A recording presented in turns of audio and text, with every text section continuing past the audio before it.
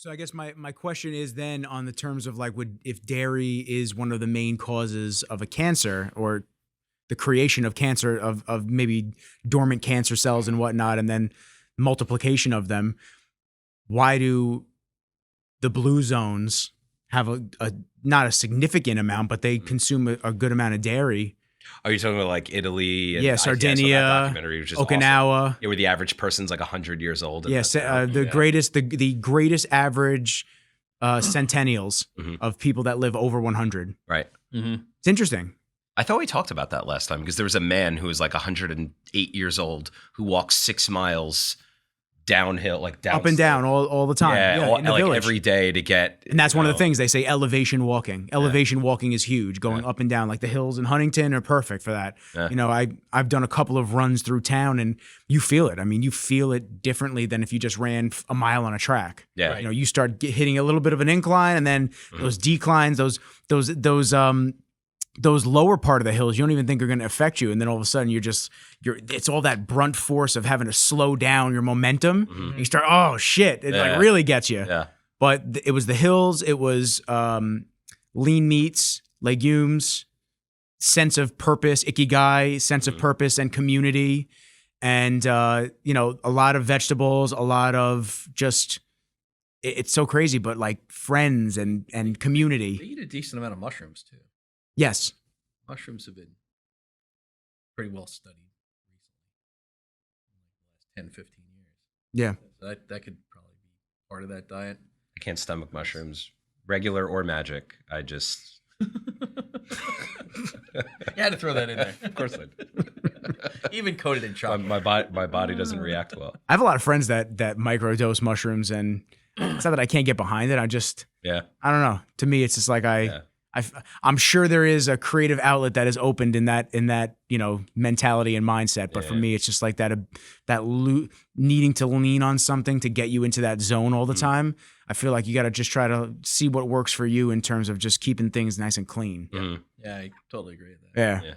Yeah. Just the elimination process. I mean, since the last time we sat down for the elimination process of just like diets and just everything that I've gone through, and switching up from bodybuilding and doing jujitsu and kind of just totally revamping the way that I see myself. And I feel like that's a good thing though, because your metabolism is constantly, you know, your body's in a state of flux. It's constantly guessing. Your cells are, you know, not getting accustomed to any kind of activity, and because you keep switching it up, I feel like you're recharging your metabolism every time you do that. Oh yeah, it's good. I mean, I think since I've started the wrestling and I've started all that stuff, I think that has aided me in a more complete and functional physique than the 10 years of bodybuilding and working out in a singular plane motion of lifting weights and movement. So just whatever you've been doing, you look great, man. Oh, thank you. I appreciate it. I appreciate it. It's a process when it comes down to it. Yeah. It's like I was doing a lot of those HIIT classes. I was doing a lot of those morning HIIT classes, 5 a.m. every single morning for over a year straight. Mornings. Listen, it was tough. It was tough, but there were plenty of days where I didn't want to do it, but there were a lot of days where I was excited because I saw the progress and I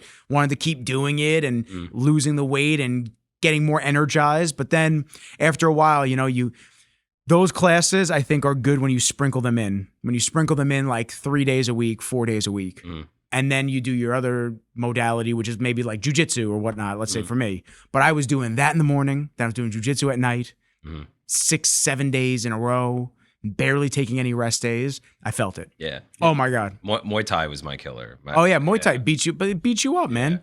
Throwing kicks, throwing punches, elbows, everything. You're constantly just in a whole body motion, as opposed to just, you know, boxing. You get whole body motion too, but it's different. You're really torquing those kicks. You're really like hitting. I see dudes that I know that train Muay Thai. It's crazy. Yeah. It's hard. Yeah. Hard. We gotta get you back in. No. Yes. I'm done. Do jujitsu with me. Come on. Come on, roll around with me. So old. Roll around with me. Come on, man. So old. Maybe. How old are you? How old am I? 36? Okay. 36. No, he's only 3 years older than me. He's only 3 years older than me. I'll be 33 at the end of the month. Yeah. I'll be 43 at the end of the month. Yeah, well, feel it. Just keep increasing it by like 6 every year. It's just like, oh, I'm gonna be 48. I'm gonna be just keep going down. Well, Ian, how are you? Good to have you back in the studio, hanging out with us. Great to be here. Yeah, Glad to be here. I appreciate it. A lot of stuff has happened since our last sit down, and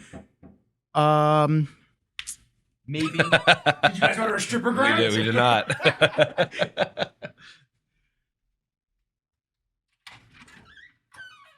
What's up, bro?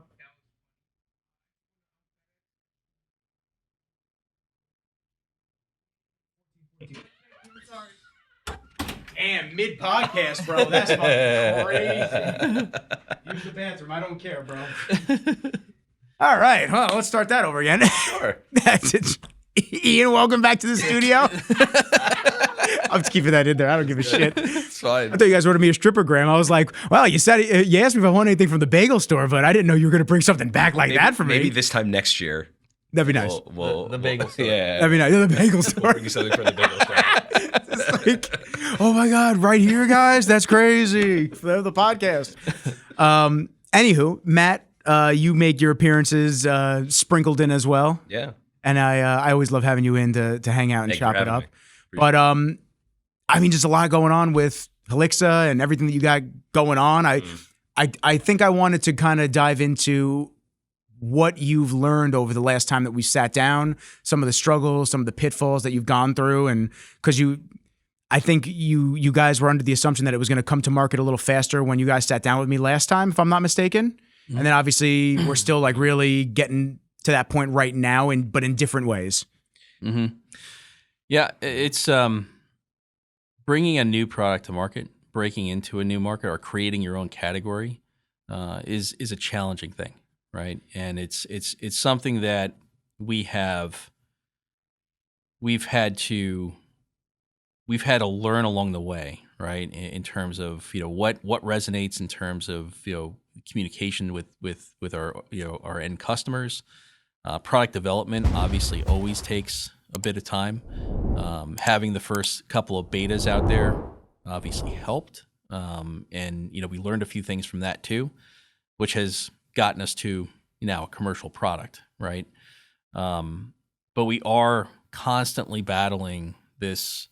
Well, you're atmospheric water generation. No, we're not. We're deposition water harvesting, which is the exact opposite of atmospheric water generation. So I was going to ask, so for those, because we're probably going to have viewers that haven't seen the first episode or didn't listen, what have you, I mean, are new to the subscription of the channel, whatever. What is the difference between the two terminologies and what makes your machine, because I'll kind of just give like a brief overview of like what makes your machine so special. Sure. So let's start with the legacy technology, right? The antiquated atmospheric water generators. Those technologies, and there's lots of those out there, are nothing more than glorified dehumidifiers. So all they're doing is being stuck out in the open atmosphere, and they're condensing water, right? They're going from a gas, water vapor to a liquid, right? So the first thing I always ask people is, if you saw that there was water building up in the back of your air conditioner, would you drink it? So bad idea, right? No. So, stuff's funky. That's gonna have a lot of nasties in it, right? Because of the way as water vapor condenses, it picks up all of the other things in the atmosphere, right? So if there's nasties blowing through there, you're gonna have all sorts of microbials, and obviously there's heat coming out of the back of a dehumidifier, which also encourages all sorts of growth, right? Yeah. That's what atmospheric water generators are based on. So whatever they're producing has to be significantly filtered, right, in order for it to even be drinkable. Deposition water harvesting is the exact opposite. We're not condensing water, right? Think of condensing water more like rain, right? We're not doing that. We're freezing water right out of the air, right? So think of the mountaintop, right? If you look at a mountaintop, it doesn't rain at the top of that mountain, but there's constantly this white frozen mass on the top of that mountain. And the reason for that is it's so cold up there that as the air blows over it, the water vapor just deposits on top of the mountain. That's why we call it deposition water harvesting, right? It deposits, that's deposition. So when you do that, freezing is a way of filtering things, right? So everything freezes at different temperatures, which means that the water that we're getting is already filtered right out of the air. We're isolating that molecule. So the water that comes out the back of our machine is pure. And on top of it, there's cold air coming out the back of the machine, right? So it's the exact opposite of the legacy antiquated technologies that are out there. Explaining that to the market is part of the job that we have had to do over the last year or so, and I think we're doing a good job of it. I feel like we're learning things all the time about how to make that better, but we are trying to break in. We are trying to, one, dispel any sort of comparison to atmospheric water generation, number one, and number two, create our own category, because it really should be its own category. DWH, deposition water harvesting technology is really its own category. Yeah, so by proxy, what's interesting is that the machine itself is making the purest water on Earth at the lowest cost per liter, but there's actually a fun side effect of a supplemental nature, which is our systems, because that thermal battery gets so cold, it's also expelling cold air. So we also discovered from a technological standpoint that in addition to the purest water on Earth, we also have a micro HVAC solution as it relates to producing cold air. So you're saying taking some type of a channel to channel that into either a building or somewhere to something like to that. Just get some cold air. You could. And in addition to that, we also don't need to really produce any water if we don't want to. You can take that same technology and just cool things. Tinker with it. And that's something that we're in the process of doing now. We can't disclose who we're doing it with, but one of the largest crypto mining groups in the world is, now we're now in contract with to cool their rigs. Cool. I mean, high heat. Yeah. A lot of heat when you do it. I mean, just in this room alone. I mean, couple of lights, the board, and the cameras, computer, fridge. You could feel it gets warm in here. Yeah. I mean, right when you turn the lights on. So you can only imagine at the scale of like a mining facility. Because I've seen those videos. Mm-hmm. Have you gotten to go to any of these mining facilities? Crazy. Yeah. I'm sure it's even crazier in person. So one of our partners are connected to one of the largest co-location companies in the world. And if you think about Google, Amazon, you name them, Meta, they'll be lining up around the corner when they realize, hey, we might have arguably the most cost-efficient way to cool their server farms. That's a fun one. So the process of cooling a server farm now is just air? There's various ways to do it. They can use immersion coolants. They can use air, right, or a combination of both. There's all sorts of ways that they can do it. Our system, though, would save them, no matter which way they go, is going to save them somewhere between 50 and 70% on that cooling cost. That's not just significant. That's humongous. That's massive. Right? Humongous, yeah. Right. Because the power draw is just so low. Our systems draw such low amounts of power to yield such a massive result. And so when you say tinkering, is it still the same size of the original unit? And for those that don't know, because I know you explained it last time, how big is the actual unit for deposition? So the new commercial unit is about 48 by 40 inches. 6 feet tall. And about 6 feet tall. Yeah, so not big at all. Not big at all. No. It's like a glorified refrigerator. Yeah. Yeah. If we're going to cool things, the configuration might be a little different. It's different for this particular application that I'm talking about now. It's a little longer, but I also have a lot that I need to cool, right? Yeah. So that was going to be my question. Would it be multiple units that you'd need to cool down an entire server farm? Like maybe one in each, X amount of space, or how much do you anticipate one unit would be able to cool? So that becomes application driven, right? So it depends on what temperature I'm trying to cool and what temperature I'm trying to send back, right? So the delta T, the difference between my hot and my cold, right? My hot side and my cold side is going to determine how big it needs to be. So we always think of things not in terms of hot and cold, but the delta, right? Because hot and cold is relative. If I'm at negative 100 C and you're at negative 40 C, you've got a 60 degree delta T. You're much hotter than I am, even though we're both still cold. Negative. Still right? cold. Right? I'm colder than you at negative 100 C. You're hotter than me at negative 40 C, right? So it just depends on all those things become relative. The only thing we care about is what the delta is, right? Because that'll tell us where we need to get to. So it becomes application driven and very math driven. But those inputs are fairly easy to get from those groups, right? They know what their numbers are. So if they can give us their numbers, now I know what my energy requirements are. It's fairly easy now that we have all this data that we've been compiling for the last 3 years. It's fairly easy to get to an answer. Must be interesting to see all the data. Like actually see the backside of the businesses. You see the videos on a TikTok reel and you go, wow, that's crazy. But then you really see what the background is and it really opens your eyes. We're through 13 or 14 iterations of this technology down in South Carolina. And finally, we've actually officially sold the first ES2, the first Eternal Spring on the open market. And we're a few weeks away from our initial installation. But having seen that progression, realizing, okay, if we tinker with this mod or that, we could either produce more water or less water, exclusively cold air, a hybrid of the two.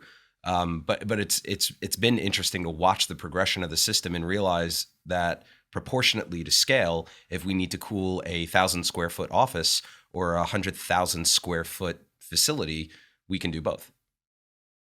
It's cool. Applications are cool. It's cool. Yeah, because it's so scalable on whatever niche market that you want to like go into for that. Mm-hmm. We have really cool tech. Yeah. So now you're able to switch that tech over to do specifically cooling. Now the water that the unit actually sold, any details on that? I mean, are there more that are looking to be sold in the next, let's say 3 to 6 months? Oh yeah. Yes, there are. We've got a good pipeline of people that want them. We're going to get the initial one out there, get the deployment done. That's going to help us through the implementation process. When you think about these things, we're always asked by bankers and investors, and especially Wall Street, type of groups, well, how fast can you ramp? Well, those things become, there's no straight line to that. Right? It's always a little slower in the beginning while you're learning all the things that you need to learn to implement these things in the field. And then you hit the gas pedal, right? Our supply chains are in place to ramp quickly. But right now we just need to get 3, 4, 5 out in the field. And then once we know what the implementation process is, then we can ramp real fast. Mm-hmm.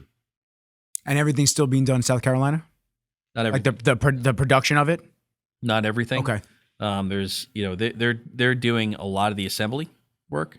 They're doing some of the parts, but we have other manufacturers as well. Okay. And they're all over the Northeast. Okay, cool. And I know that you guys were talking about showing governments, especially in the Sahara and whatnot, that being able to just pull the water out of the air, actually. Yes. And I just was any of that successful? Those campaigns, I guess you were running, or the talks that you were in with? So I'm actually speaking at the UN in a couple of weeks. Actually, What? Yeah, I have to find out. Damn, that is. Look at this. Crazy. So we're gonna start making some inroads there. Once we do that, I think our focus over the last year has been not to get too far over our skis on the international market, because that's not going to change overnight. It's not going to get away from us.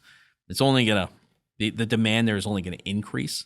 So we have focused on the U.S. because when you think about it, we're still a small group of people, right? So we need to focus on here at home first, because that's where we can support these in the field. If something happens, we take them over to Africa and something happens, there's no way for us to support those. Unless you have a hub over there. Right. Unless you start actually branching out, which then, of course, creates more logistical issues potentially. Oversight. Yep. Naturally, quality control. Yeah, naturally, the demand is far greater out there than it would ever be in the U.S. I mean, we're pigs. Even areas that are classified as arid. Comparatively, yeah. Comparatively, we have plenty of resources, right? I know one of the examples you used last time was Arizona. Well, in the Rio Verde foothills, where they disconnected an entire town from their general water supply, so they could reroute water for golf courses? Yeah, pretty something much like that. That's right. That's right. I mean, awesome. I'm not big on politics, but it's fucked up. Yeah, no, it's really fucked up. It's really fucked up. But yeah, I'm sure that's just what you got to hear. Yeah, right. Yeah, right. like that's what you knew about. So with respect to demand coming overseas, we've got a lot of groups out in the UAE that have expressed interest in co-manufacturing and distributing this technology, because the needs out there are enormous. Fortunately, we have some really powerful players in all pockets of pockets and corners of the earth. But timing is everything. And Ian's point, if we can control the growth of and evolution of the technology, if we can, assess the data and create proper and appropriate expectations for purchasers overseas, we'll feel a lot better about the technology we're pushing out there. And I think too, one of the things that we've talked about, and one of the things I've learned over time, right, is that, and you learn this from experience, you learn this by making these mistakes, is that investors, Wall Street, they want to push you. Oh, yeah. Right. And they want to push you hard. And when you get pushed and you start succumbing to being pushed, right, you make mistakes. And it was early this year that we just decided, okay, you know what, we're going to go into a self-imposed quiet period. We're not going to talk. The people that believe in us, are going to stay with us. The people that don't believe in us are going to kind of fade into the background, right? We're just going to focus on execution, and we're not going to get pushed, right? We know what we have to do. We're not going to let them push us into timeframes. We're just going to start executing, right? And that's where we are today. We've got one major contract we've already signed. Not going to disclose who that's with. We've got a major cross-border deal that we're working on in Europe that's inches away, right? I would say we're at the 2 or 3 yard line on that right now. We've got a major big box store that we've negotiated with, and we have a potential merger that could make a lot of sense for us. All of those things have been built over the last 7 months because we've stopped trying to please all of these other people, and we've just focused on execution. And I'm sure it's tough because you have to make sure you're aligning with companies and obviously areas that match what you guys are putting out there as well. Because you don't want to align with like the wrong partner that's going to, I guess they can't theoretically take the technology because it's patented with you guys and whatnot, but you want to make sure that you're not giving too much information to somebody that would come in. That's the key, right? And it is a balancing act. It's a high wire act. Yeah. Right. Because there's the things, listen, obviously much different between companies that you've run over the years and this one, obviously, and then my own company. But when I think about bringing people in, I think about obviously not trade secrets, but the things that I know that maybe some other people don't know. And, you're teaching relationship management and you're teaching your technology to other people, and you just have to be weary of the types of people. So keeping it close circle, pushing forward with the tech, really hammering down the last couple of months, I'm sure did way better than potentially just like pushing, partnering with the wrong person. Yeah. That's right. And we've had several partnerships that we've turned down recently, in the last 6 or 7 months, because of, concerns about just whether or not they're going to be, work in good faith with our trade secrets and our IP. Right. So we've become very cautious and very careful about those things. So, I do think, that people are going to be very surprised, as we come out with the communications towards the end of the year. We're going to shock a lot of people. And, that's, we're not going to tell anybody what we're doing at this point in time. I think that there's also something to be said about keeping your cards close to your vest, right? Because there are adversaries out there that are watching us, right? And there is this game that you kind of have to play as a public company where you're trying to keep everybody happy. You're trying to keep Wall Street happy. You're trying to keep your investors happy, and you're trying to commercialize, a product, right? At the end of the day, if you commercialize a product, everybody's happy.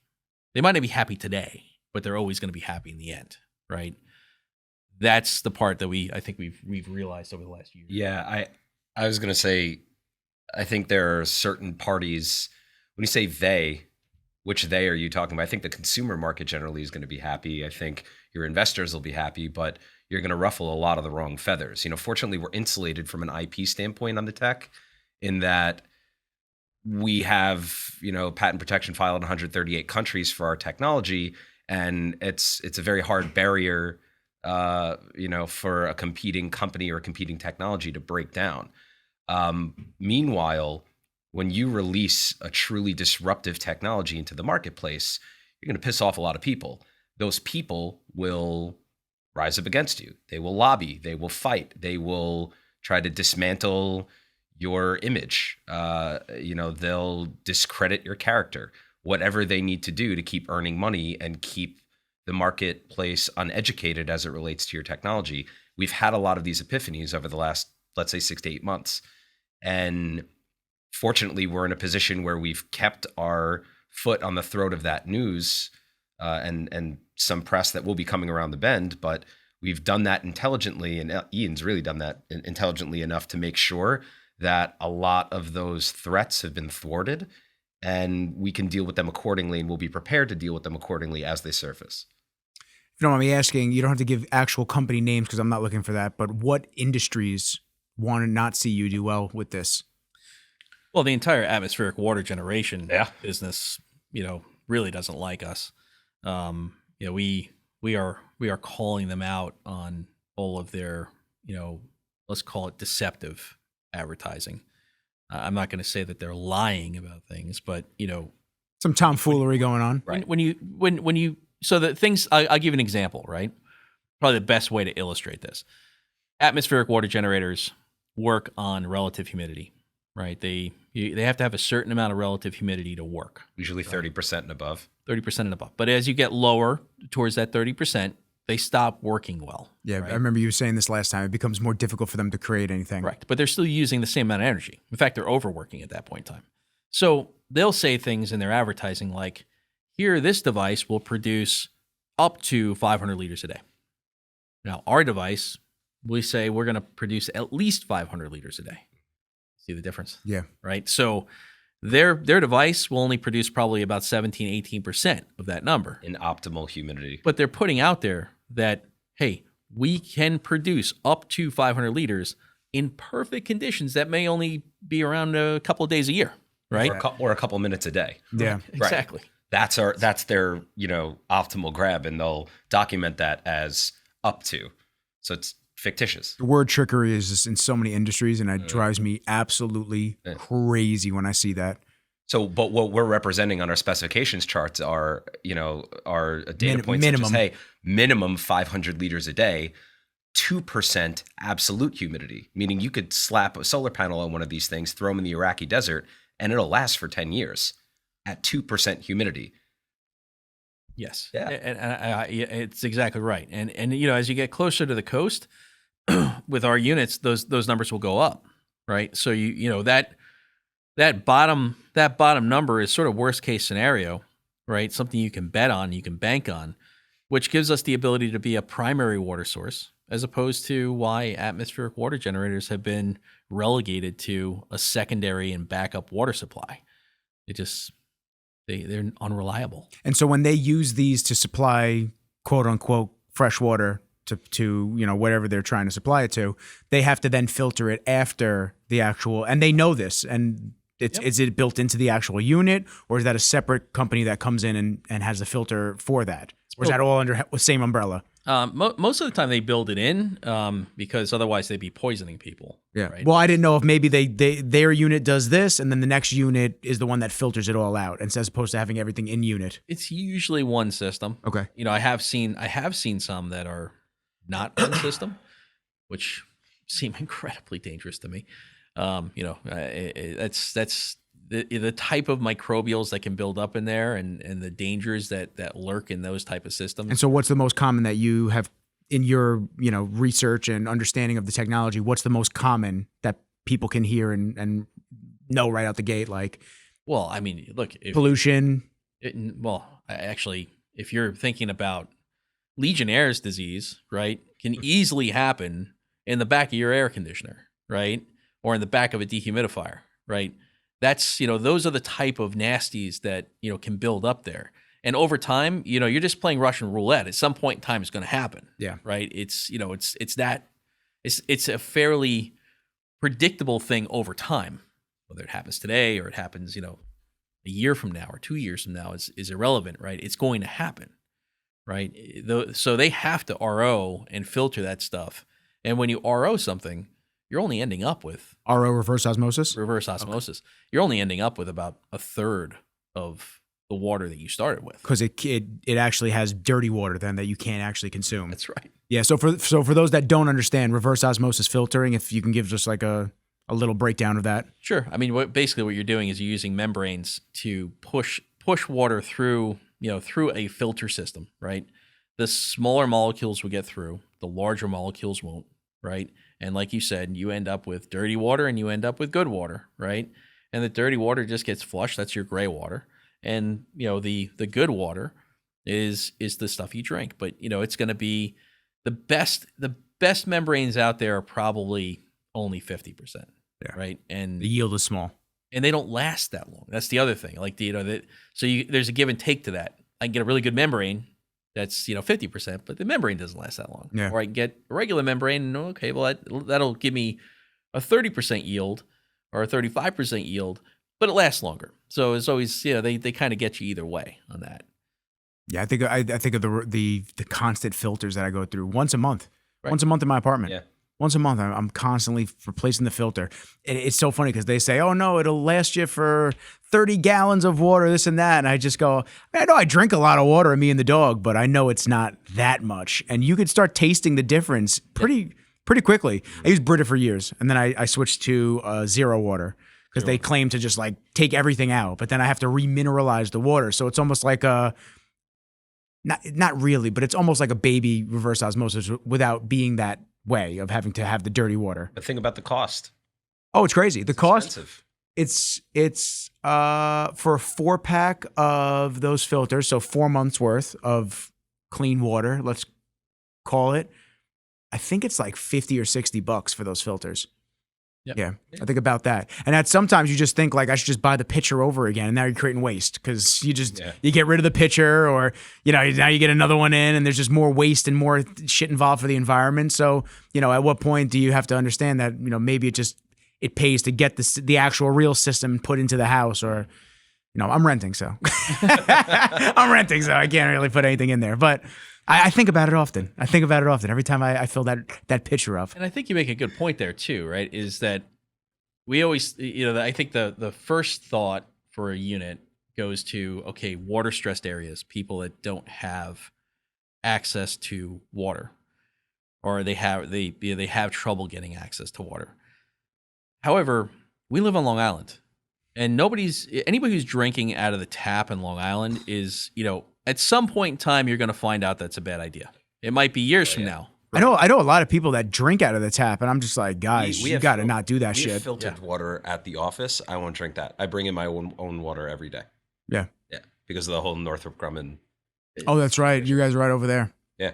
Yep. I mean, they basically poison our entire water supply, right? And then we wonder why, breast cancer rates through the roof and this and that. I wonder why. Are they still digging up oil drums out of Bethpage State Park? I'm sure they are. I mean, it seems like every so often it's like, okay, well, Northrop Grumman just, donated a baseball field. It's like, okay, well, that's now a brownfield. Yeah. Okay? It seems like that occurs on a They probably more Grumman than Northrop Grumman. They probably Grumman, right? Northrop Grumman. Yeah. They probably do it because that baseball field was an old dumping site, and now they get to rip it up and make a new field, and then they get to take the drums out. They're like, oh my god, who would put this here? Like 30 years ago, they're looking through the documents. Shit, we put stuff there too. Now we got to build another baseball field. Unfortunately, I think they're pushing further down. Yeah, probably. To make sure. Can we hit bedrock? We got to be able to, and they're just like drilling. Yeah, it's tough, man. It's tough because you just.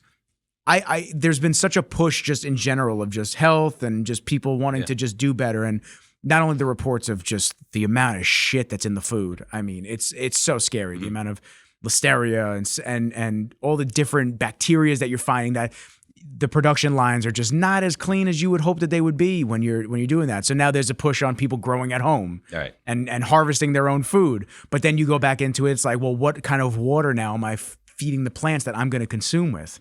Because let's be completely honest and clear.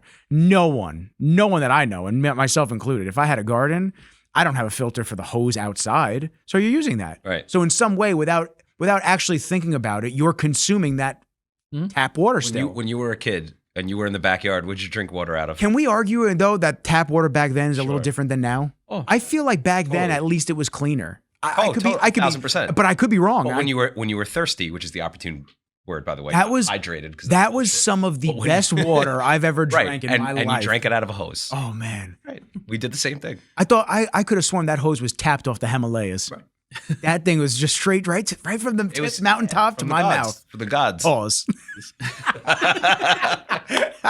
Yeah, it was great. But nowadays though, I feel like whether it be lobbying, whether it be regulations, just people loosening up the what have you, I find that tap water doesn't taste, if you have a tap water taste, doesn't taste anywhere near what it like used to taste like. It tastes dirtier. It tastes you can almost taste the chlorine, the chemicals in it.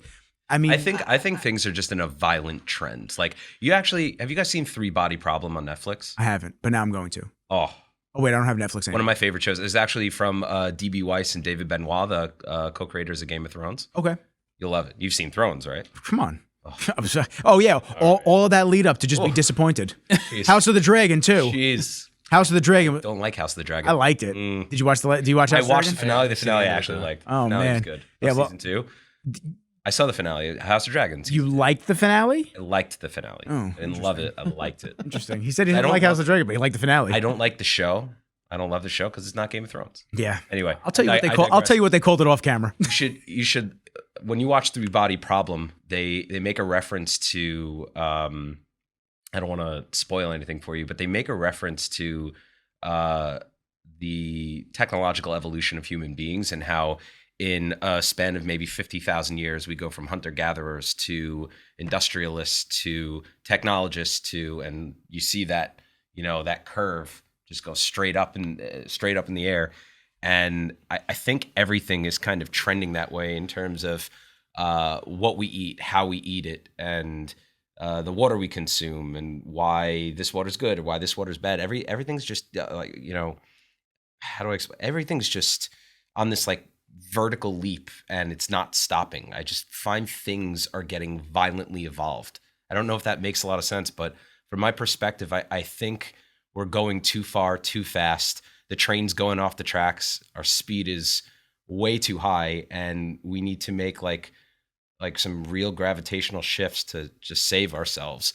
I want to let Ian jump in, but I want to just like say one thing. I in my opinion, I've found that the spread of information is so quick now, where we couldn't even conceptualize the spread of how quickly information gets out, how quickly we hear about the next bad food, the next terrorist attack, like just anything. We hear about all the horrible stuff constantly that we almost can't keep up with it. And I find that now, because the information comes out so quickly, as opposed to having to wait for the newspaper or wait for a monthly special or whatnot, we're seeing the last 20 to 30 years of just put microplastics in this, or like just use this, just use that. And now you're seeing the microplastics leaching out into the food. You're seeing the remnants now of it all, finding, now we're seeing all of the, like the head of the spear. We're finding everything that was done the last 30 years was actually really harmful and toxic to a lot of people. And that's why there's endocrine issues. And that's why there's, nonstick pans. Who would have thought? I think we're going through that again though, right? I mean, it seems to be a cycle. Yeah. Right. And I think to go to your point, Matt, right?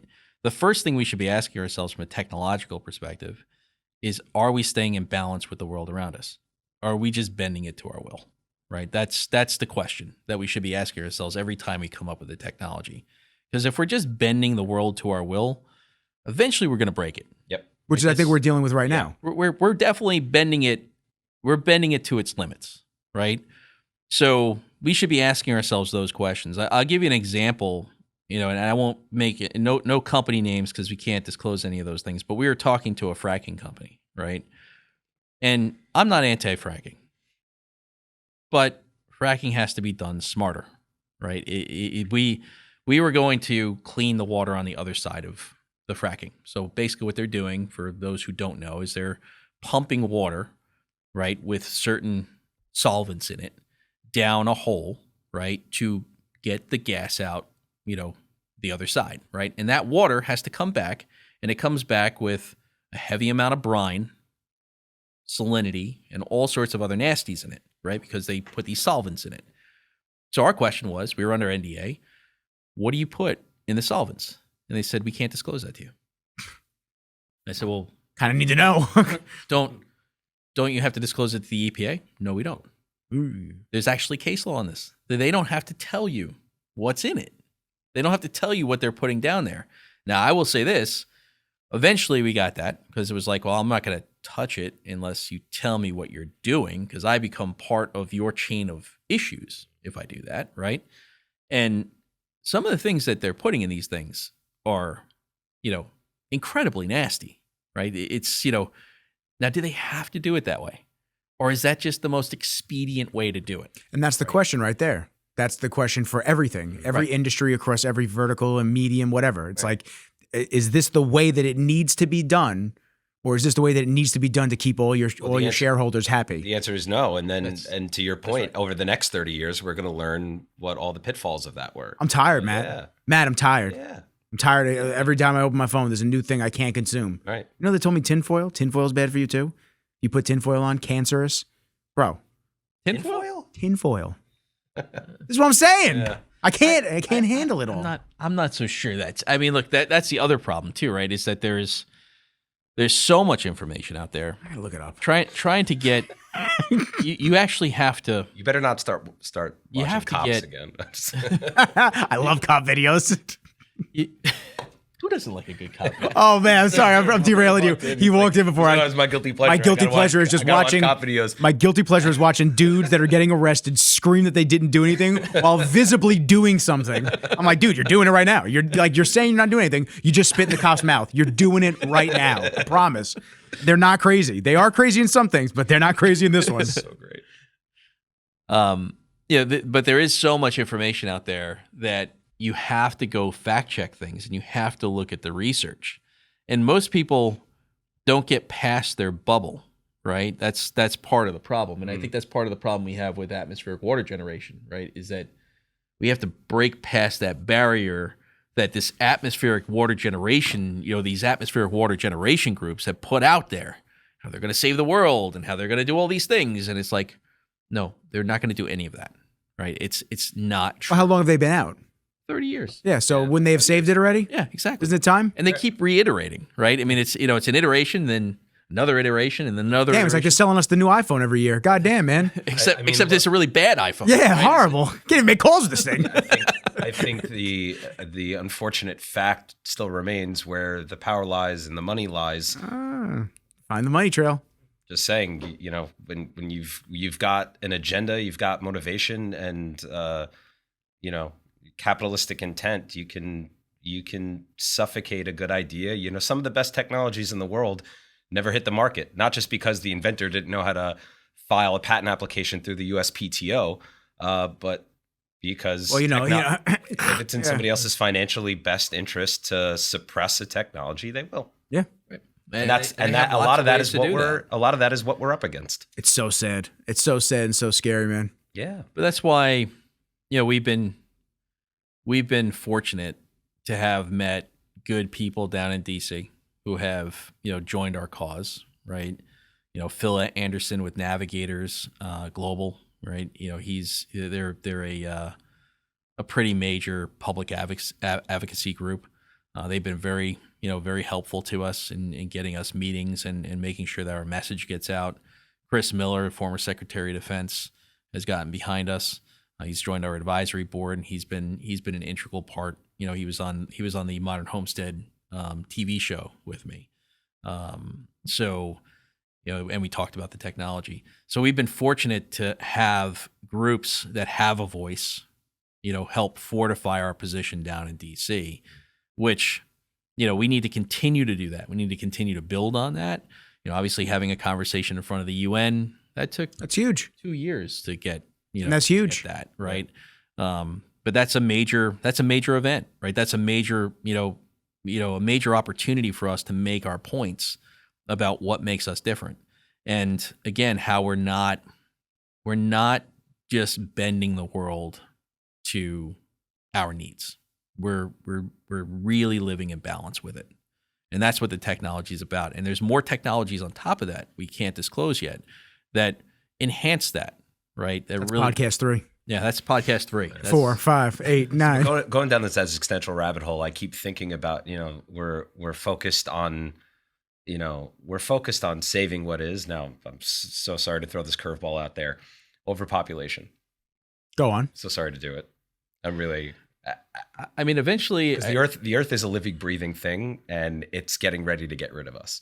We're just simply bacteria on the outside of this organism. Well, the good news is that births are down significantly. The birthing rates are plummeting. Yeah. So, I mean, at some point in time, you reach peak human, right? I mean, I don't know when that happens. We might have reached it. If at some point in time that stabilizes, I'm wondering now what the not just in the States, obviously worldwide, what the birth percentage is year over year, I guess, from previous. By the way, aluminum foil and aluminum products are linked to Alzheimer's. Alzheimer's. Oh, that's good. Well, I don't really wear it on my head. Yeah. I stopped wearing it on my head a long time ago. That's funny. You don't lick your aluminum foil? I do. I just saw them. Oh, Signs. That was the movie I was watching. That's so good. That is so good. I don't want anybody reading my mind. So. No, me neither. Let's see. So Jim Jeffries has, while you're looking that up, Jim Jeffries, the comedian, has a skit where he's talking about the human race, and the human beings are on a train, and in the first car you have your scientists, right, who are predominantly atheists, and then you have your second car, which are he says full of people that don't get enough flack, agnostics. He's like, these wishy-washy fucks. And then you have everybody else that are religious, and he's like, the guys in the front car are like, if I just pulled this little peg right here, we'd be going so fast. I don't know why it makes me think of that, but it's such a great stand-up. It's great. So the global fertility rate has been declining since 1950, when the average number of births per woman was 5 to 2.3 in 2021. The UN projects that this rate will continue to fall to 2.2 births per woman by 2050 and below the global replacement level of 2.2 to 2.3 in the 2040s and 2050s. The decline has accelerated since 2015, with a decrease of 0.17 children, 0.17 per woman between 20. It just sounds weird when you read it. Sounds great when you read little sliver of the first car. Yeah, wrote this one. Yeah, little sliver of a kid. Compared with a 5-year average of 0.07 between 2000 and 2015. So, I mean, maybe we did hit that pinnacle, and now it's on the decline. I think eventually that look, that's not something we can control, right? Yeah. That's a macro issue, and eventually it works itself out one way or another, right? What we have to focus on is how do we support the people that are living on this planet, and how do we help keep them in balance with the world around us, right? And that's the technologies that we focus on, right? The first one is water. Next one's going to be, cooling, right? Because when you think about, water and cooling, those two things, hand. they're easy to implement together, right? Well, it's funny because I think about cooling a PC, and I'm thinking of the air and the water cooling too. Mm-hmm. Yeah. And the next thing would be food, right? And then energy. Right, and we have technologies for both of those. I'll just kind of tease this a little bit, but there's a way to replace desalinization completely. What is that? When you think, well, I'll tease it a little bit because I can't tell you too much. I don't want to. No, I'm not digging in that. I'm digging into what that terminology is. What does that mean? I just love that we started this with like, hey, we want to hear everything you guys have to tell us, and at every turn, Ian's like, we can't tell you. We can't tell you. He's like, you know what? I'll tease this though. So desalinization, when you think about desal, people, Elon Musk came out and said that desal is the solution to a world water problem. Okay. Elon is completely off base there. He's completely wrong, right? It's not even close to the solution. It's probably the worst possible solution, right? So desalinization is when you take in seawater, right? You're taking it into these massive plants, right? You're pumping in massive amounts of seawater. You're killing marine life by pumping it in. Then you pump it into these big RO, reverse osmosis units, right? You pump out all the dirty water back into the ocean, right? And kill all the marine life over there, right? Like the water isn't dirty enough. And you're using more water to produce the clean water that you got than you got, right? You're using more than you're producing. Right. And on top of it, you're using a ton of power to do it. Mm-hmm. So now you've got a fossil fuel problem, right? The fossil fuel footprint of a desal is enormous. Awful. So I guess that was going to be my question. Side question was going to be, you can't power this with solar or wind. It's too power hungry. No, it's too power hungry. Yeah. So there is a way to do this, right? Where we have conceptually designed a system that will produce water and power, but not affect the environment of the ocean, right? And it's doable. It's very doable. It has to do with, being able to evaporate, or vaporize water in a very efficient way. But, now you're talking about something that doesn't require any external power. Will actually produce a cogen, right? It will actually generate power, and it will generate clean water. That's what, eventually replaces desalinization. And that is technology that is based off of this initial one, right? Call this if I wanted to copy the world's hydrologic cycle, right? The way the world produces all of our fresh water, right? It evaporates off the sea, goes up into the sky, and it either deposits on a mountaintop and goes, melts into the, rivers that feed the valleys below, or it rains, right? In certain places, right? And it feeds the lakes and, the fresh bodies of water that we use. Right now, what we have is the last third of that. That's what this machine is, right? The machine that we're producing now. But we can copy that entire hydrologic cycle. And when we do, it's a game changer, right? But that's a much bigger project. So when we talk about vision board stuff, it's okay. We start with this one because this solves an immediate problem. Then we're going to go to, the cooling device, right? And we're going to do those kind of simultaneously. Then we're going to go to this next phase where we are truly producing, let's call it municipal scale water at a rate that, desal can't even touch. But now think about our reality. You can't go up against desal unless everybody buys in all at once, and you'll shock the economy. They currently do that? Desal? They're desaling. I don't know anything about it, so... Yeah, they're desaling in San Diego. They have Carlsbad in San Diego is one of the biggest desal plants here in the U.S.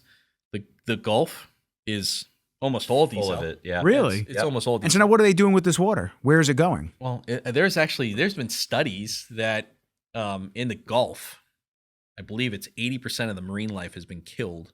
God damn. Right? They haven't gone through enough with the oil spills and everything. They've destroyed their 80%? 80% of the marine life has been destroyed by desalinization in the Gulf, in the Persian Gulf, right? So desal here in the U.S., we've been resistant to because there are environmental groups that go, hold on a second, what are you going to do with the wastewater, right? You can't just, they tried to put one into California recently. That was probably a couple of years ago.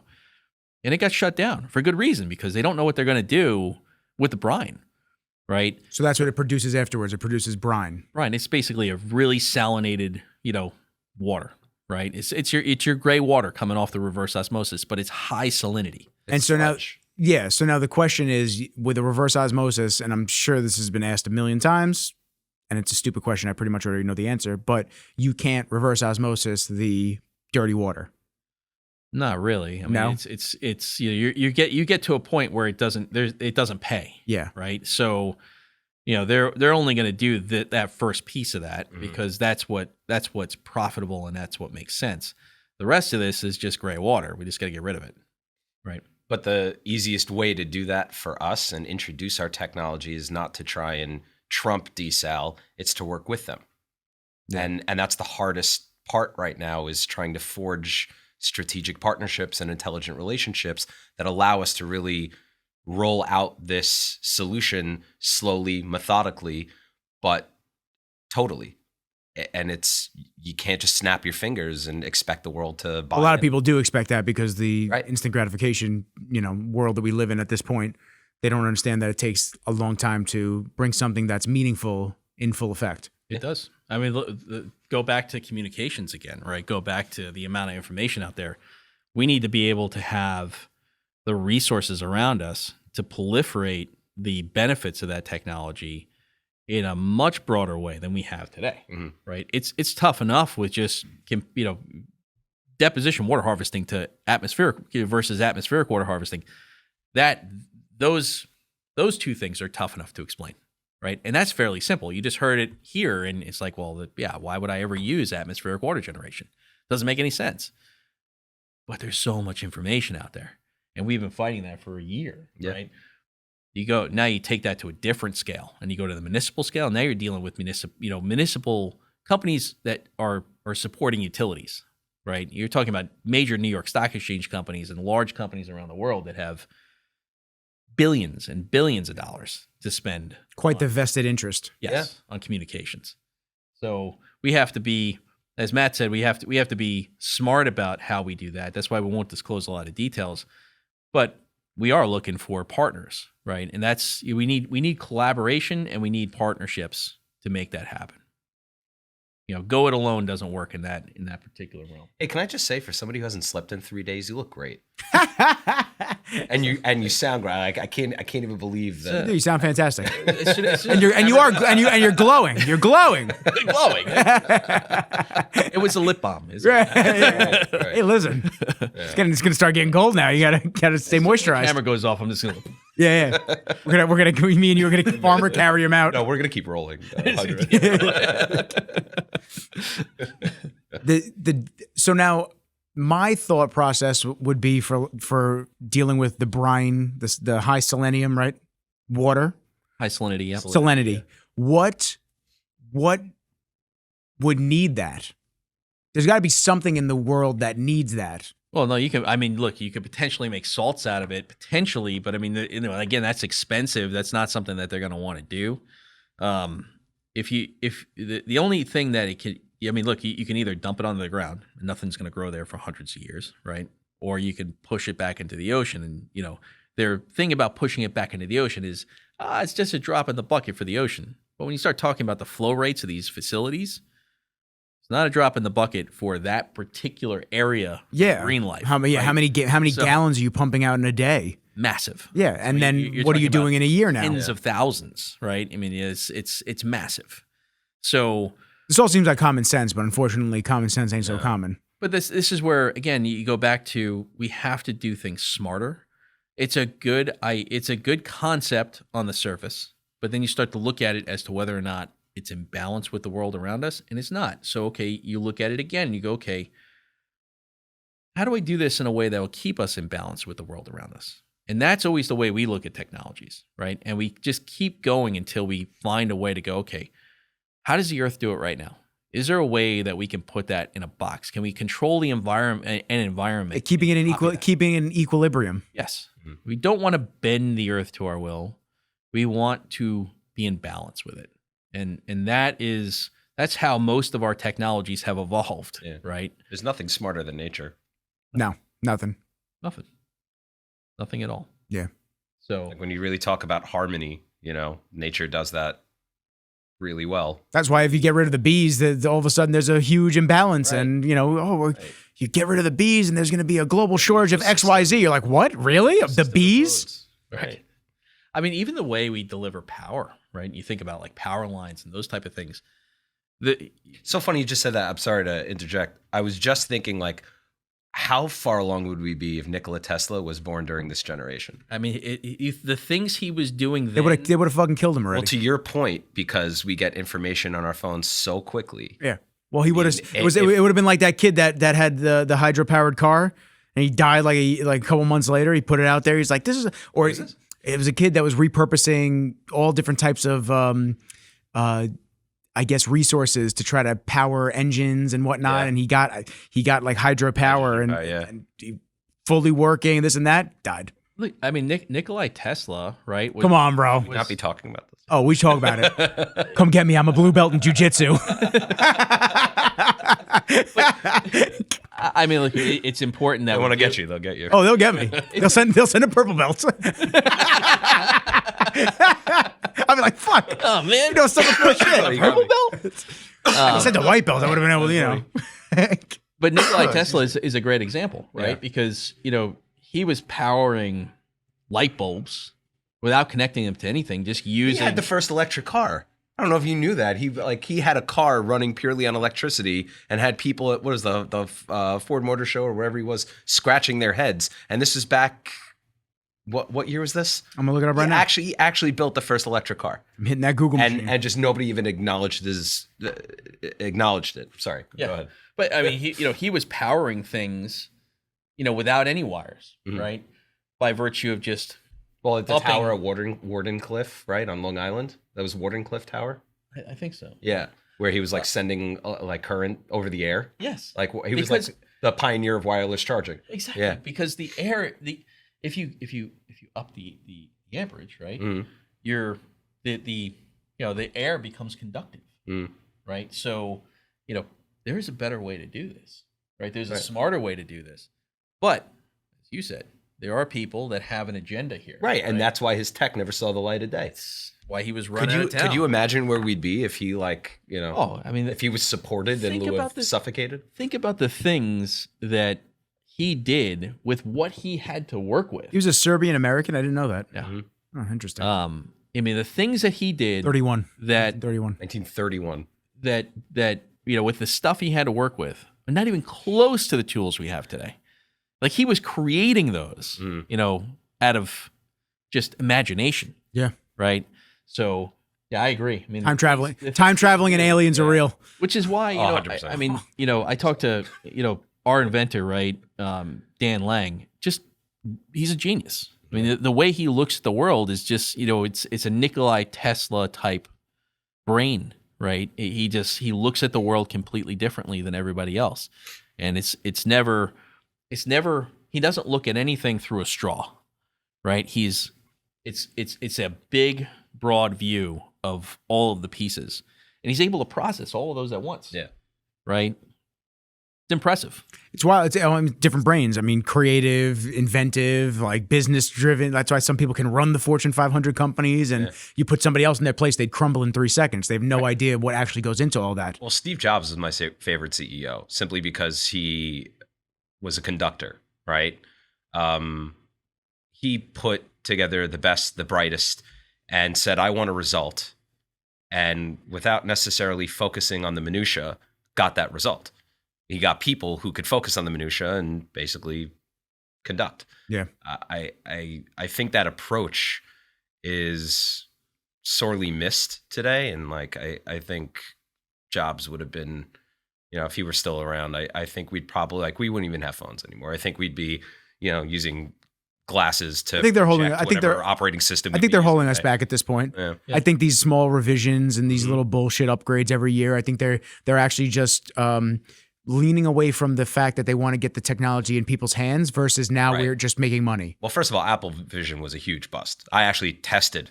Did you? The Apple Vision glasses at the mixed reality glasses. Huge bust. No, I wasn't invested in it. But you wait until version 6 or 7, there'll be Ray-Bans that you throw on your face and your entire operating system will be projected to those glasses. I have no doubt. Inevitably, we're going to learn a whole new computing language. I don't know when that'll happen, but what I find really interesting about what you're saying, Apple does it the best. Apple understands that if I am deliberately slowing down your operating system and your battery degradation is increasing, or I guess your battery life is decreasing, right? Now, yeah. And they got class action lawsuits. They get them every 3 to 5 years for the prior iteration. Yeah. Right. Exactly right. And they understand that, hey, we're going to release the iPhone 27 next month, and we're going to make, $160 billion in revenue. And one day we're going to have to pay an $850 million fine. You add it to your OpEx. That's it. Yeah. So you would actually factor that into your numbers. Of course you do. Interesting. Yeah. One day we're going to get sued. We're going to have to pay shy of $1 billion. We'll make 160. So line item. That's it. And mine's at 96% after using it under a year. Yeah. 96% battery already. Listen, there's ways to make LED lights so much better, right? But you think General Electric wants that? No. They're not motivated to do that at all. Right. And now I will say, going to your point about, Steve Jobs, I mean, Jack Welch, similar, right? In the sense that they were good orchestrators because they understood the details, right? They understood, a lot of people go, okay, well, the person at the top doesn't have to understand all these details. He just has to be good at hiring the people that understand these details. No, you need to understand the details. Yeah, if you don't, you'll be so disconnected. You have no idea. You don't. I don't necessarily agree with that. I think you need to understand what the user experience, the optimal user experience is, and find people that can create it.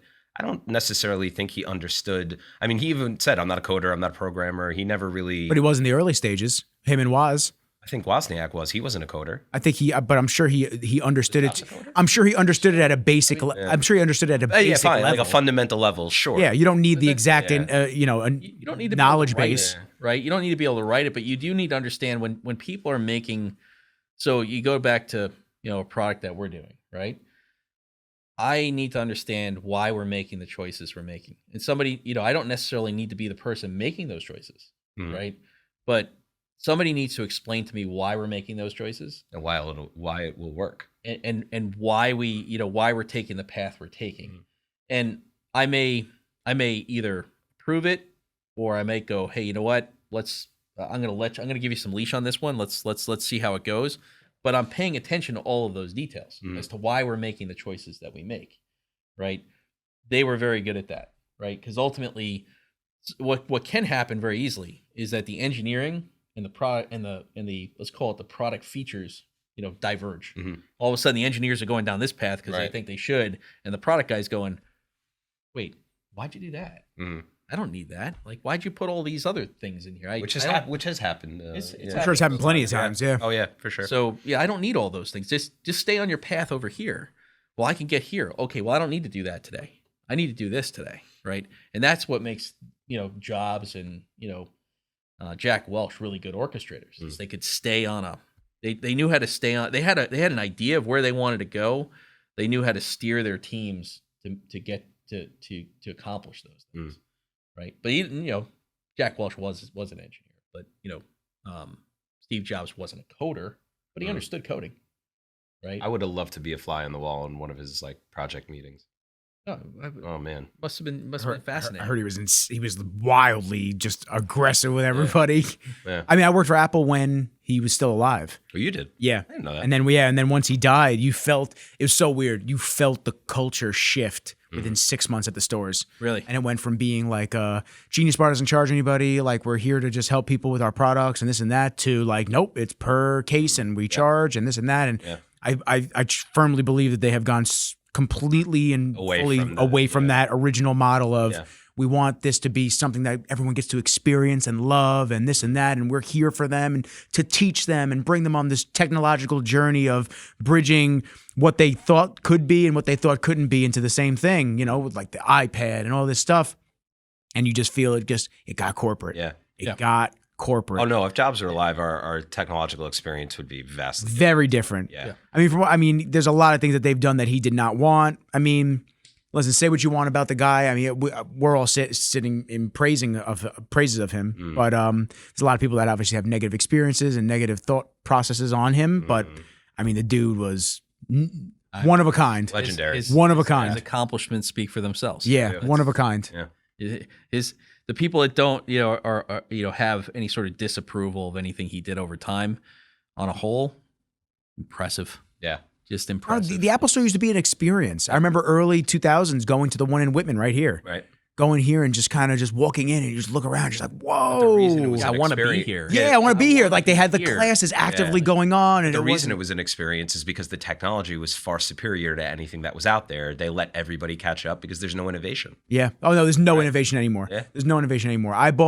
So it's funny. I used to have Android phones for a long time. I have this phone. I have bought an Android phone for a personal line. So this way, when the time comes for the day and I'm just mentally shot and I just need my me time, I turn this phone off. Mom's got my other number and she wants to check in on me, a couple of friends, and there's no social media on the other phone because that's my job. My job is social content, this and that. And after a while, I have to have that balance of disconnecting because if I don't and I'm always on, it just fries me from the inside out. It's like horrible. Right. Yeah. So I got the top of the line Android phone because I haven't had Android since like Galaxy S5. I bought the 24 Ultra and I was like, yo, this phone, number one, is awesome. I love it. Number two, I was just like, they're basically the same phone at this point. Like the Android phone, like don't get me wrong, Android has a lot of extra features that Apple does not. I'm sure. And I love them. Like Apple just got it. I have the beta running on this phone. Apple just got sent schedule texts, which we've never had. So, which I love. You know, if you are in the moment remembering it's 1 a.m, hey, I got to text Matt tomorrow, but I know he's not up, which he's probably up, but yeah, he's probably up. That's a bad example. Yeah, he's probably not. He's probably up. But you don't want to like send it that late. You can schedule it to go out at 8 a.m. or 9 a.m. or whatever. And so this way, I don't remember that the text even sent, and then I get a reply. I'm like, oh wait, that's so awesome. Yeah. So I didn't bother them in the middle of the night. Andrew's had that for years. That's cool. Yeah. But now they're so bridging with each other that you start looking at it. Besides FaceTime and iMessage and a couple of apps on the App Store, you're just like, the same. It's a phone. Yeah. And every year they're just taking features from one another. There's no amazement anymore. Like when the first iPhone came out to the 3GS, to the 3G, then the 3GS, and then you start in the 4 where it totally revamped everything, and there was antenna gate. Remember that? Yep. Where if you held the phone wrong and the cell phone dropped completely out, so they gave everybody free bumpers. So after that, I feel like we've just kind of gotten down that systematically. Every year. We don't need new ones every year. No, it's a tool. It used to be art. Yeah. You know, it used to feel like something fun. It was exciting. Every year. I used to get every upgrade every single year, and now everything leaks with 6 months before the release of the product. So you're looking at all the features, and you just go, new camera, tougher vibration motor. Shit, you just reminded me. I had a dream last night. I was playing Snake on my Nokia. There you go. Right. When I was like 15 years old. Yeah, would you guys? I would take the BlackBerry Bold again. Give me a Bold. Give me a BlackBerry Bold right now with that faux leather back. My favorite phone, hands down, Nextel i95. I never had a Nextel. It was great because you could be in class and you hear. Oh yeah. Well, my friends had. So I was upset. Amazing. I was upset because yes, Boost Mobile. Yes. Yeah. All my friends had. Nextel i95 was the greatest phone. Greatest phone ever made. I think I actually have that ringtone on my text tone. Hold on, please. Come a long way since beepers. That's for sure. Long way. You had it? Did you have a beeper? I had a beeper. I didn't have a beeper. I mean, for things. Why did I have a beeper? For things. Yeah, for things. You know, in case. Just because. Exactly. Right? Somebody needed to call me. And the coolest thing we could do was basically write numbers up. You know, you basically just give somebody numbers, and then you flip the thing upside down, and it said a word. Right. That was our communication process. Like, wow, we've come a long way. So I remember we used to use it to get out of class. Like I would have. Oh, right, Ian, ready? Watch Matt's face. Watch Matt's face. Oh, I love it. It brings me such joy. We used to use beepers to get out of class. Somebody would be like, "Yo, we need to leave in like 20 minutes. I need you to, beat me." And oh my God, there's an emergency. I got to run out. It's crazy. Like a liar. It's crazy. I got to get out of here. Like a liar. Yeah. Right. Yeah. Basically, it's okay. It was getting out of class. That's okay. That was the optimal use for a beeper. First phone was a Razor. Motorola Razor. Remember when the Razor first came out? Yeah. That thin phone, with like the metallic weird buttons. I didn't think it was as cool as I like those short, stubby phones. Like there was I must have owned 25 cell phones. Yeah. Before we got Apple-fied. But that's what I'm saying. And that's actually another reason why I wanted to get out of the Apple ecosystems, because it's just like it's nonstop. Yeah. It's the same shit over and over again. They got me on iCloud. They got me on my contact syncing. Yeah. I switched. Listen, not that Google's not a monopoly, which they just basically found out. Mm-hmm. Took them that long to figure it out, but yeah, wow, shocking. It was tough. Yeah, it was a tough one. Yeah. News break. Really? Oh my God, I could have never told that every service runs through. Every service runs through them, and they're supposed to be a search engine. Okay.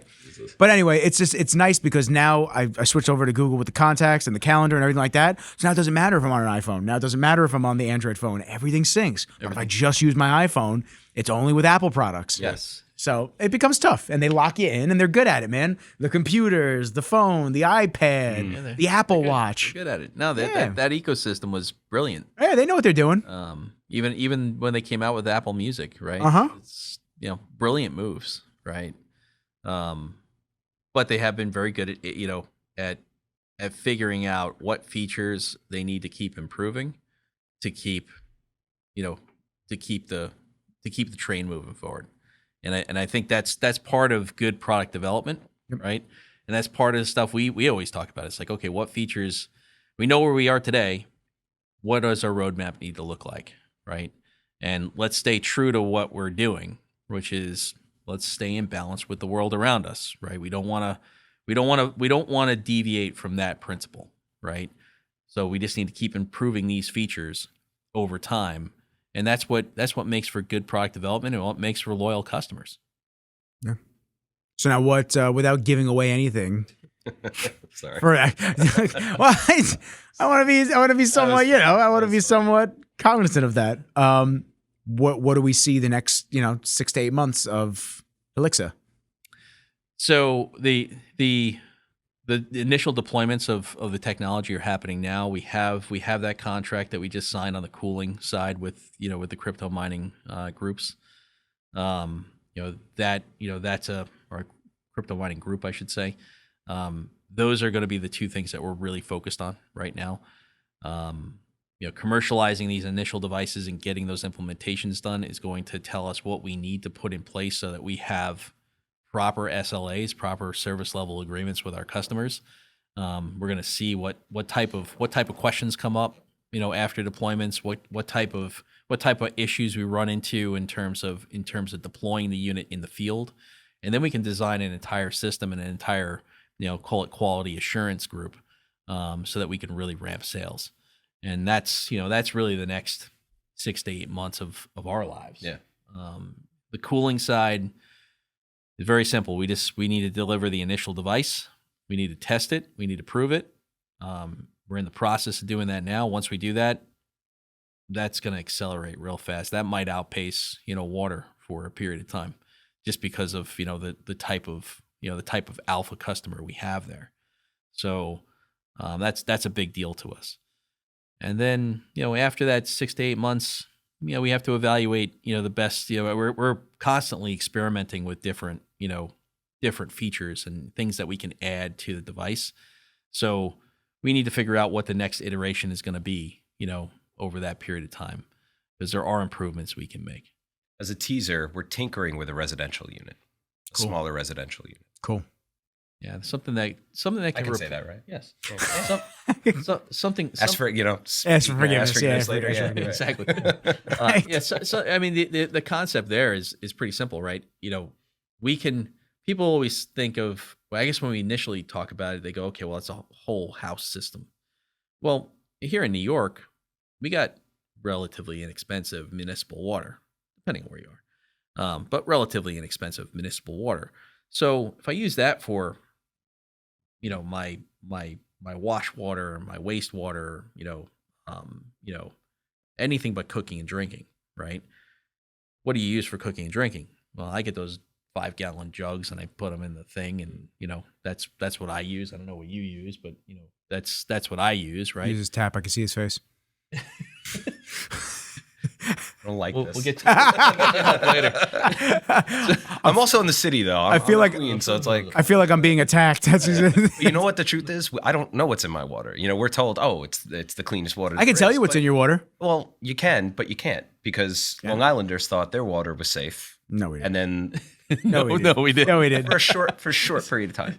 Who told you that? Liars. It was somebody from Grumman. Yeah. Did they come door to door to talk to you? That's amazing. EWG. I really don't want to get in trouble for saying this. Yeah, I'm not going to say it. I'm saying it. I'm not going to say it. I'm saying it. Come get me. Just don't send a purple belt. Let's see. What's your zip? 11360.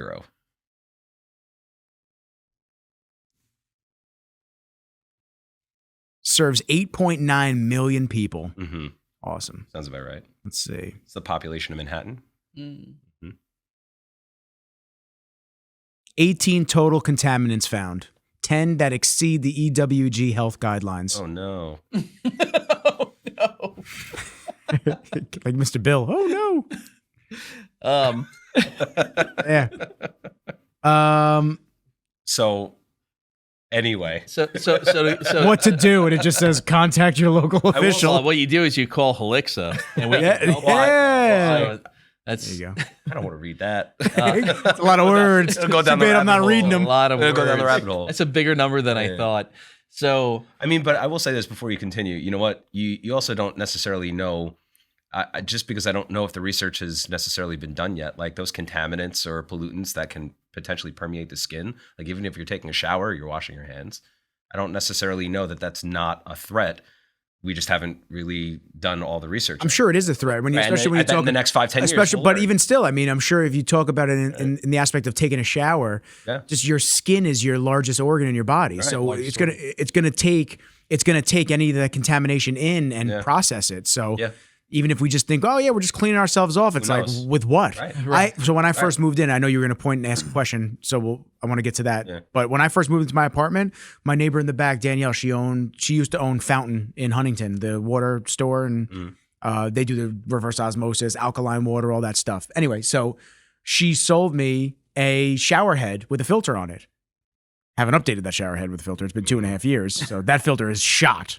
But for a while there, truth be told, I did feel like I wasn't, when you get that really dry feeling after a shower, and not even in the winter, you just get that dryness. I felt like that after every shower I've taken prior, and I did feel a little bit more moisturized afterwards where I had the filter working. Right. Now, though, we're back to being dry. Fair. But it's okay. We're about to move. So I'll get a new filter for the new place. Good. What were you going to say? You were pointing to this. Well, I wanted to ask what website did you go on? EWG.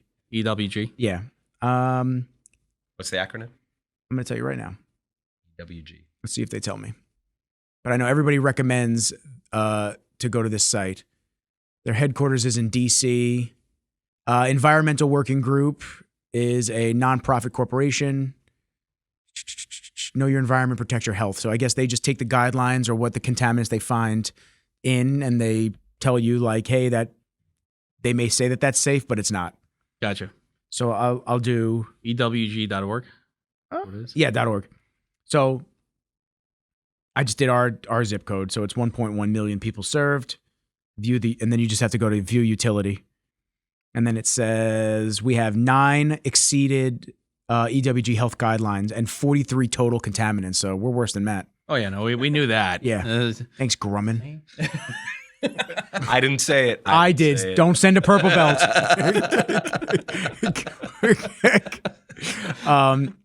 Then they just put bullet points. They say legal does not necessarily equal safe. Getting a passing grade from the federal government does not mean the water meets the latest health guidelines. Legal limits for contaminants in tap water have not been updated in almost 20 years. And the best way to ensure clean tap water is to keep pollution out of source water in the first place, is what they say. Yep. So what to do? Filter your contaminants out? I think this is what tells you. Or call Healixa. Oh, carbon. Yeah, I mean, partner up with them. That'd be awesome. That's right. Carbon filters they offer and stuff like that. Oh, so so it didn't say it on Matt's. Ironic. It says it on ours. Oh my God. So I'm going to let you pronounce these words because you definitely know them better than I do.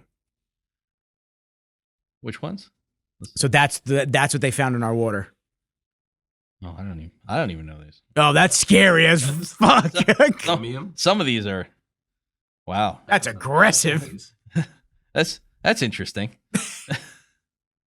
Wow. I'm not loving your reaction. I'm gonna go get that filter today. You just call Healixa. You won't find any of that stuff in there. That's very true. Yeah, the PFAS, like everything. Yeah, some of those are not awesome. Some of those are some pretty big words. But then, okay. So now we're supposed to see this, and whether we take this with a grain of salt or we actually take this face value of actually being a serious thing that's in our water supply, what do we do about it? Besides call Hillary, like, you know what I'm saying? Like, we have to have better. I agree. I mean, I think standards. There is a way for us to be smarter about how we distribute municipal water. That's something that we have in the plan going forward. As Matt said, we need collaborators, we need partnerships, we need those things to get that done. Sure, go for it. In terms of what to do right now, I mean the smaller system that Matt was talking about in terms of drinking water, you're talking about a system that can replace these, call it the old-fashioned water cooler.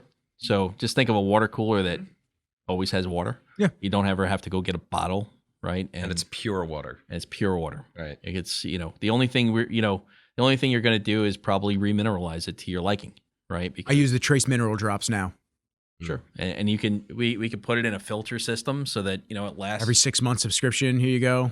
10,000 liters of water, for whatever it is, $50. Yeah, some type of an LED that lets you know. That's it. Yeah. Just boop. replace the filter, right? Or it just sends us a message on the controller that says filter needs to be replaced. Right. I'm pretty sure I asked you last time, how loud is the machine? Is the big quiet machine? So the little machine would make no noise? Very, very, very little. Yeah, And would it only make noise when it's making the water? So then you can have like some type of a storage. Right. Yep. Okay. And even when it's making the water, it may not making very much noise while it's making the water. It's really just when we're cooling the machine. Right. So it's it's gonna oscillate in terms of cooling and not cooling. But you're not on all the time. Maybe you're on half the time. And when you're on, it's very quiet. Yeah. So, I know you said you were eating the frost off of it, right? It's delicious. I didn't know. He wanted me to make snow cones. Remember that one? It's still on my dream board. we actually dream board. Yeah, no, we're actually going to go down. We're going to take like food dyes and we're just going to make snow cones for each other. Just make sure they're make sure they're healthy food dyes. We actually talked about doing that at Fort Bragg. Yeah, remember? General. Oh, General. Right. That'd be awesome. Snow cone General. That's awesome. Amazing. Yeah, do it. Way to go. Yeah. Well, I'll tell you what you gotta do. You Who says no to a snow cone? Come on. Nobody. But I'll tell you who's. Some people may actually, because people don't like that their teeth are sensitive. But I'll tell you, no one says anything no to is a shave ice from Hawaii. Got to get the condensed milk on top. It's delicious. I've never had it. It's called shave ice, not shaved ice. Yeah, they're very passionate about that when you tell you that. Got it. You walk in, you're just like, do you mean shaved ice? They go, no. Shave ice. You're like, oh, my bad, bro. Dude, they just get a block of ice, they shave it, and they just put condensed milk and all the snow cone stuff on top. It's delicious. It's ridiculous. No. Yeah. All right. So now you got to make a shave ice machine to deliver with every 1,000 orders. That's going to be the next iteration. Yeah. First we start with the snow cones, then we shave ice. Yeah, that's awesome. Also think about how well these systems will do at like music festivals. I only think about that because I love music festivals. He just wants to R&D it. Well, since we met with Stas, in the city a couple weeks ago, Stas is the founder of the Brooklyn Mirage. Oh, you were telling me. And he's the CEO of Billfold POS. They have arguably the most advanced point of sale system in the world. It's really cool. We actually went to the Mirage a couple weeks back. I have friends that don't leave there. They just like stay. I feel like they stay there all the time. I mean, I get it. Yeah, I get it. What do they charge for a bottle of water there? I don't know, like $83. I don't think that's true. Yeah, do they probably $10 $10 a bottle? Yeah, something like that. I was actually trying to remember, and then I remember I don't drink water. And it's a water company, but it isn't really drink water. And it's Essentia. It's basically just filtered water, tap water. But it was really cool. They actually have these wristbands that essentially serves as your wallet. So anytime you want to drink, you just boop.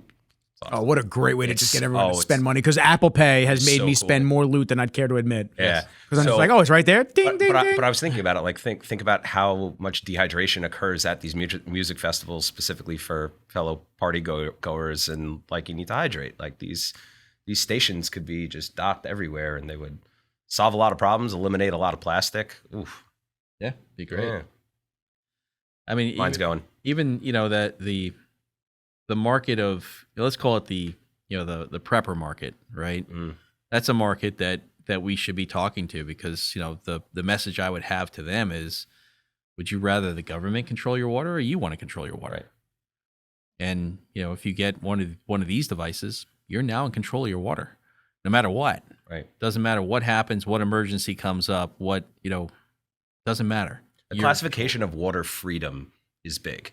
Like the idea that you're not relegated to what's being given to you.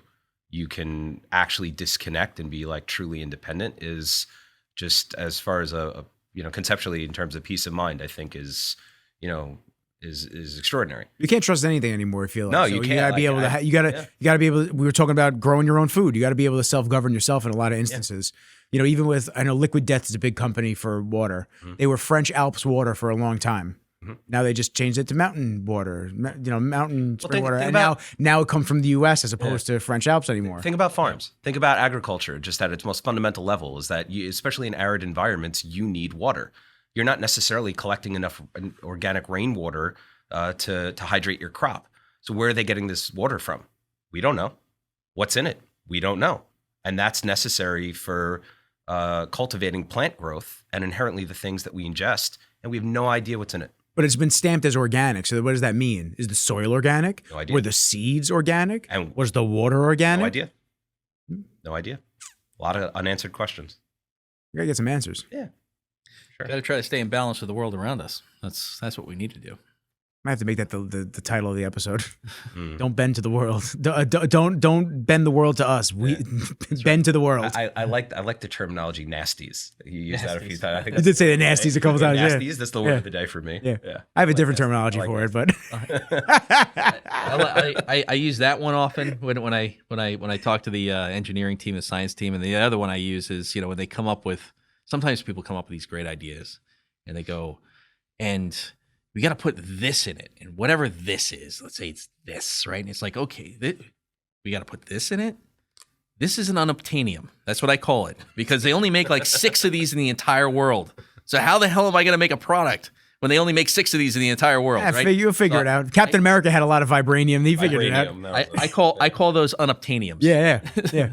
Don't make products with unobtainiums. Yeah, don't do that. Don't do that. idea. The premium's gonna go through the roof, and it's gonna make nobody happy. No one's gonna buy it. Shareholders are gonna be upset. That's right. Yeah, I mean, but we made something really cool. Sure did. We made something really cool. It's shiny. Yeah. What?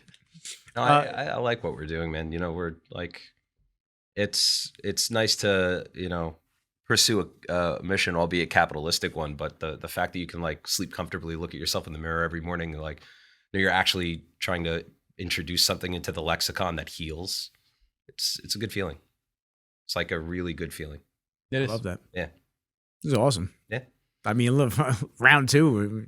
I can't wait for round 3 and 4. It'll be fun for sure. It's gonna be fun. Yeah, they're coming, and they might come in much faster succession. So yeah. So the first iteration, obviously, getting it off is always the hardest. Always the hardest. Yeah, always the hardest. It's just tough to break in, and you have to find nobody likes to be first.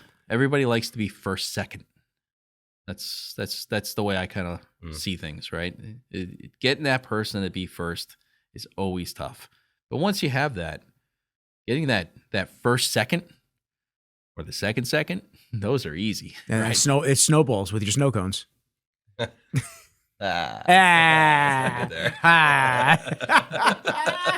That's awesome. So where can people follow the journey? Because it's going to start ramping up, especially with showing it off and bringing content to the forefront, which is going to be amazing. So where can people follow the journey and just see where this all goes now? Sure. Healixa.com. We're going to be revamping the website, in the coming months, but you can certainly get information there. And then Matt, you know what the social media side is. Well, John Detor knows the social media side. I knew he wasn't going to know. Hey, John. So we have a Facebook and Instagram. Snapchat a part of this? I hope not. I have no social media. I really Probably not. I hope not. TikTok would be cool. I know people like it, TikTok, and that's important. Yes. People like social media, and I know that's important. They do like that. That's as much as I know. They do like it. Yeah. It's a way to escape reality in a lot of ways. I guess third party something else. Yeah. I guess the simple thing to do is we'll just have John send you the. That's okay. You just tell me what exactly you want in the bio. When you ask him that question, just put that under his. Yeah, just under like rolling titles. Under the blank stare. Just freeze frame it. Dun dun dun dun dun. Just freeze frame on his face. For the record, I don't know what's in this, but I am racing right now. Racing, right? It's crazy. 200 milligrams of caffeine. Oh yeah, that's an accelerant. Yes. I gotta stop drinking it. As natural as a Pop-Tart. Anyway. Wow. Well, Matt, Wow. Ian, I appreciate you guys coming through, hanging out as usual. We'll do it again. Oh, please, anytime you guys want. Hey, before we leave, Yes. how are you doing? I'm okay. I'm good. What's going on in your world? Lot of new stuff. A lot of just shifting and getting back to championing the business. Truth be told, for a long, I've told this on a couple podcasts, so I apologize to anybody that thinks I'm like a broken record. But for a long time, I had a big client, which was great, but I let other areas kind of just dwindle. And not that I wasn't championing the business, I just let deals come to me and took them as they were. But you guys as businessmen know you have to constantly be talking about the business, networking, meeting new people, positioning yourself and just saying, hey, if there's any way that I can bring you value, especially with what I do, if there's any way that I can bring you value, let's talk about some options. Yeah. I wasn't doing that. And it's not because I didn't want to or I was busy. I had my little nest egg for a little while. So when things didn't pan out with that anymore, it was actually like a weight was lifted off my shoulders, truth be told, because I had to get back to business of you're in business, you own your own thing. Instead of just being happy with making X, you can make X as opposed. Yeah.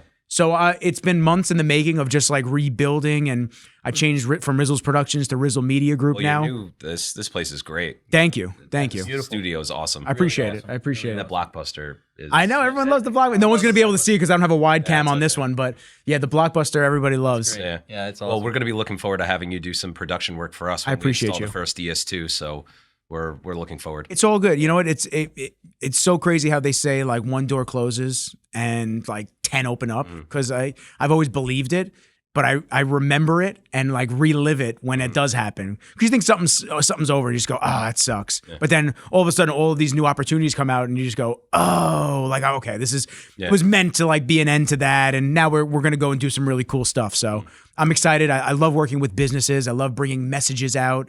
I love just going to different areas. Got a couple trips planned with different, companies coming up, but I'm definitely excited to dive in with the stuff that you guys have going on. That's great. We look forward to it.